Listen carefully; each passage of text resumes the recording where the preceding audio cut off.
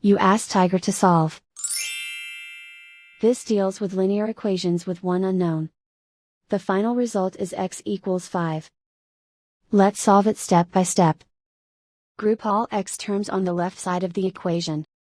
Subtract 4x from both sides.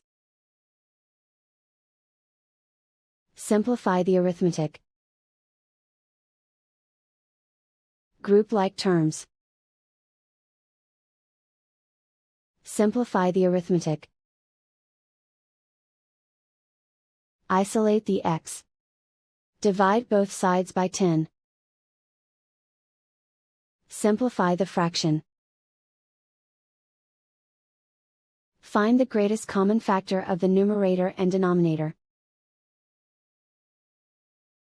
Factor out and cancel the greatest common factor. And so the final result is x equals 5.